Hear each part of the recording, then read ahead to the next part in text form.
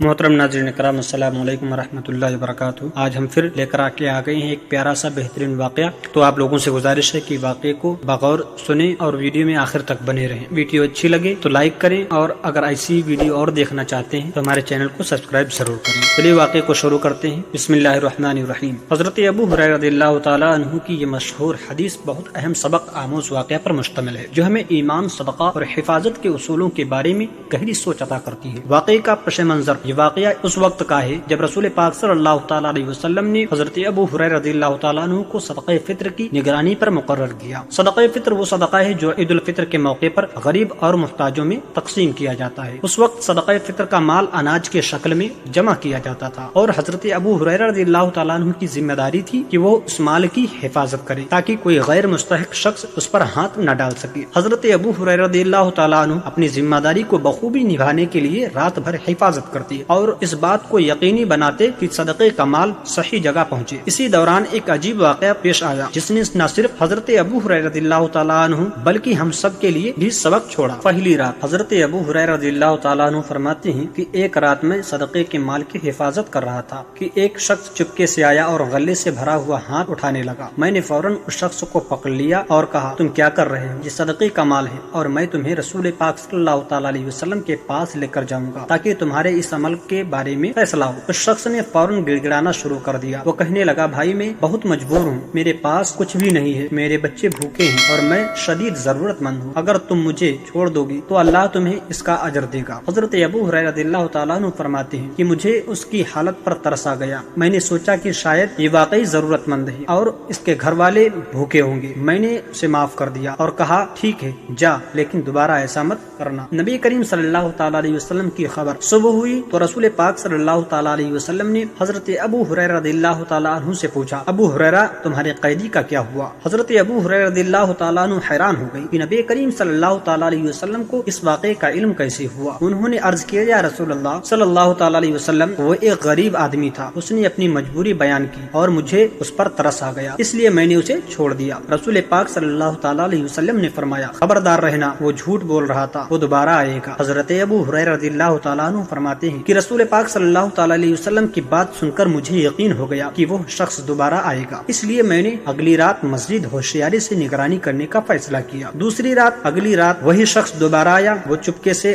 آیا اور پھر صدقے کے غلے سے بھرا ہوا ہاتھ نکالنے لگا۔ حضرت ابو ہریرہ رضی اللہ تعالیٰ عنہ فوراً اس کے قریب پہنچے اور اسے پکڑ لیا۔ انہوں نے کہا، اب میں تمہیں نہیں چھوڑوں گا، رسول اللہ صلی اللہ تعالیٰ علیہ وسلم کے پاس لے کر جاؤں گا تاکہ تمہارے اس عمل کے بارے میں فیصلہ ہو۔ تم نے وعدہ کیا تھا کہ دوبارہ نہیں آؤ گے، لیکن تم پھر آ گئی۔ وہ شخص پھر گڑ گڑانے لگا اور کہنے لگا، بھائی میری حالت بہت خراب ہے، میرے بچے بھوکے ہیں اور میرے پاس کوئی اور راستہ نہیں ہے۔ اگر تم مجھے چھوڑ دو گی تو میں وعدہ کرتا ہوں کہ آئندہ ایسا نہیں کروں گا۔ حضرت ابو ہریرہ رضی اللہ تعالیٰ عنہ فرماتے ہیں، اس بار بھی مجھے اس کی حالت پر رحم آ گیا اور میں نے سوچا کہ شاید وہ واقعی مجبور ہے، اس لیے میں نے اسے چھوڑ دیا۔ نبی کریم صلی اللہ تعالیٰ علیہ وسلم کا دوبارہ سوال۔ صبح ہوئی تو رسول پاک صلی اللہ تعالیٰ علیہ وسلم نے پھر حضرت ابو ہریرہ رضی اللہ تعالیٰ عنہ سے پوچھا، ابو ہریرہ تمہارے قیدی کا کیا ہوا؟ حضرت ابو ہریرہ رضی اللہ تعالیٰ عنہ نے عرض کیا، یا رسول اللہ صلی اللہ تعالیٰ علیہ وسلم، وہ دوبارہ آیا تھا اور اس نے پھر اپنی مجبوری اور اہل و عیال کا ذکر کیا، اس لیے مجھے اس پر ترس آ گیا اور میں نے اسے چھوڑ دیا۔ رسول پاک صلی اللہ تعالیٰ علیہ وسلم نے فرمایا، خبردار، وہ جھوٹ بول رہا تھا لیکن وہ پھر آئے گا۔ حضرت ابو ہریرہ رضی اللہ تعالیٰ عنہ فرماتے ہیں کہ اس بار میں نے پختہ ارادہ کر لیا کہ اگر وہ تیسری بار آیا تو میں اس سے کسی صورت میں نہیں چھوڑوں گا۔ تیسری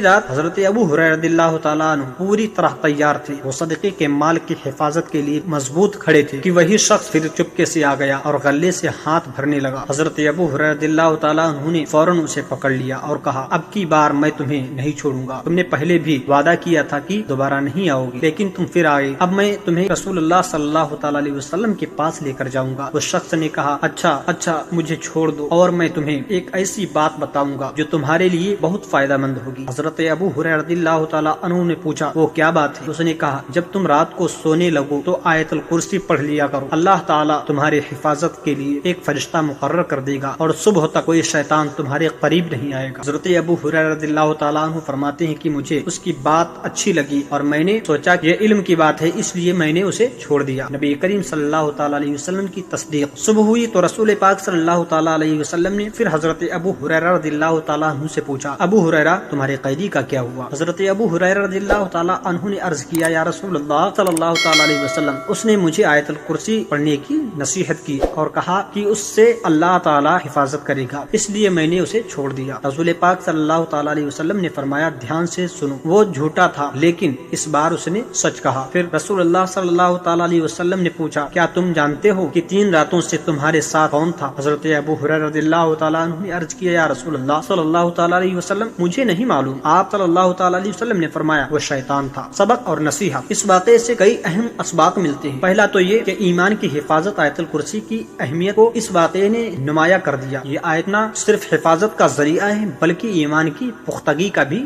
ذریعہ ہے۔ دوسری بات مجرم کی پہچان، شیطان ہمیشہ انسان کو دھوکہ دینے اور خیر کے کاموں سے روکنے کی کوشش کرتا ہے۔ اس واقعے میں شیطان نے غریب اور ضرورت مند ہونے کا بہانہ بنا کر صدقے کے مال میں کمی کرنے کی کوشش کی۔ تیسری بات رسول پاک صلی اللہ تعالیٰ علیہ وسلم کا علم، نبی کریم صلی اللہ تعالیٰ علیہ وسلم کو اللہ تبارک و تعالیٰ کی طرف سے ہر بات کی خبر دی جاتی تھی۔ چوتھی بات غریبوں کی مدد، اگرچہ شیطان نے دھوکہ دیا لیکن یہ واقعہ ہمیں یہ بھی یاد دلاتا ہے کہ حقیقی ضرورت مندوں کی مدد کرنا ہماری ذمہ داری ہے۔ پانچویں بات حفاظت کا عمل، آیت الکرسی کے پڑھنے سے نہ صرف جسمانی بلکہ روحانی حفاظت بھی ہوتی ہے۔ یہ آیت ہمیں اللہ تبارک و تعالیٰ کی قدرت اور حفاظت پر ایمان مضبوط کرنے کا درس دیتی ہے۔ یہ واقعہ نہ صرف حضرت ابو ہریرہ رضی اللہ تعالیٰ عنہ بلکہ تمام مسلمانوں کے لیے ایک رہنمائی ہے۔ اس سے یہ سبق ملتا ہے کہ ہمیں ہر وقت چوکنا رہنا چاہیے اور شیطان کے مکر و فریب سے بچنا چاہیے۔ ساتھ ہی آیت الکرسی کی اہمیت کو اپنی زندگی کا حصہ بنانا چاہیے تاکہ اللہ تبارک و تعالیٰ کی حفاظت میں رہ سکیں۔ ویڈیو کو آخر تک دیکھنے کے لیے شکریہ، ملتے ہیں اگلی ویڈیو میں، تب تک کے لیے السلام علیکم ورحمۃ اللہ وبرکاتہ۔